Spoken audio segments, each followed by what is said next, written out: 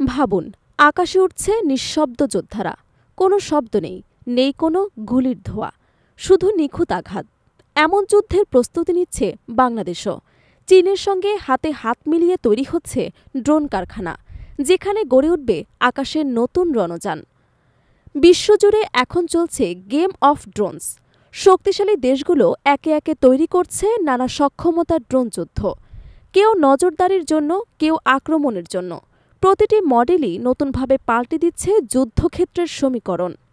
এই বৈশ্বিক প্রতিযোগিতার ময়দানে এবার নাম লেখাচ্ছে বাংলাদেশও। দেশের মাটিতেই তৈরি হতে যাচ্ছে আধুনিক সামরিক ড্রোন, যার মাধ্যমে প্রতিরক্ষার সক্ষমতায় যুক্ত হবে এক নতুন অধ্যায়।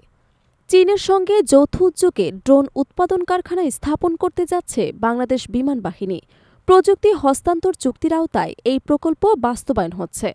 কয়েকটি নির্ভরযোগ্য সূত্র জানিয়েছে, চলতি বছরের ডিসেম্বরের মধ্যেই প্লান্ট স্থাপনের কাজ সম্পন্ন হবে বলে আশা করছে সংশ্লিষ্ট কর্মকর্তারা। এই উদ্যোগকে বাংলাদেশের প্রতিরক্ষা শিল্পে এক ঐতিহাসিক মাইলফলক হিসেবে দেখা হচ্ছে। শুধু ড্রোন নয়, চীন বাংলাদেশে একটি বিমান ওভারহোলিং সেন্টার স্থাপনের প্রস্তাবও দিয়েছে, যাতে দেশের ভেতরেই সামরিক বিমানের রক্ষণাবেক্ষণ এবং উন্নয়ন সম্ভব হয়।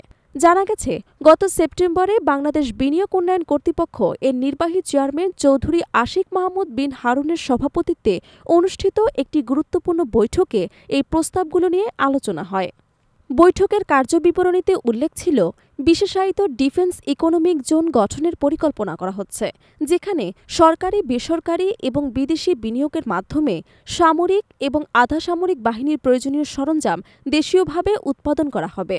ইন্ডিয়ান ডিফেন্স নিউজের এক প্রতিবেদনে বলা হয়েছে, গত 10 এপ্রিল বাংলাদেশ থেকে 5 সদস্যের একটি প্রতিনিধি দল চীনে সফর করে। মেজর জেনারেল আইকে মোস্তফা হোসিনুল বাকির নেতৃত্বে দলটি ফুশন ইলেকট্রনিক টেকনোলজি লিমিটেডের সঙ্গে উন্নত ড্রোন এবং অ্যান্টি ড্রোন সিস্টেম উন্নয়ন নিয়ে বিস্তারিত আলোচনা করে। এই সফরের মূল উদ্দেশ্য ছিল প্রযুক্তি হস্তান্তরের সম্ভাবনা যাচাই এবং বাংলাদেশে দেশীয়ভাবে এমন ড্রোন তৈরির রূপরেখা তৈরি করা। গত বছরের আগস্টে ড. ইউনূসের নেতৃত্বাধীন অন্তর্বর্তীকালীন সরকার দায়িত্ব নেওয়ার পর থেকেই প্রতিরক্ষা খাতে বড় ধরনের পরিবর্তন দেখা যাচ্ছে। সামরিক আধুনিকায়নে জোর দেওয়া হয়েছে, বিশেষ করে চীনের সঙ্গে কৌশলগত সহযোগিতার ক্ষেত্রগুলোতে। অস্ত্র ক্রয়, সামরিক অবকাঠামো নির্মাণ থেকে শুরু করে যৌথ গবেষণা এবং প্রযুক্তি হস্তান্তর, সব দিকেই এই অংশীদারিত্ব দ্রুত গভীর হচ্ছে। এরই ধারাবাহিকতায় সম্প্রতি চীনের কাছ থেকে 20টি জে-10সি যুদ্ধবিমান কেনার পরিকল্পনার খবরও আলোচনায় আসে।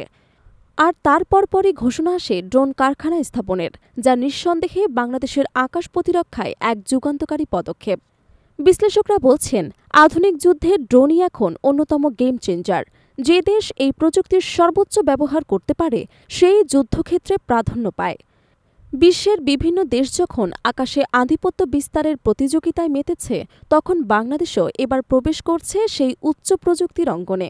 এই উদ্যোগ শুধু সামরিক সক্ষমতা নয়, দেশের প্রযুক্তি শিল্প এবং প্রতিরক্ষা খাতের স্বনির্ভরতার দিকেও এক নতুন অধ্যায়ের সূচনা করছে।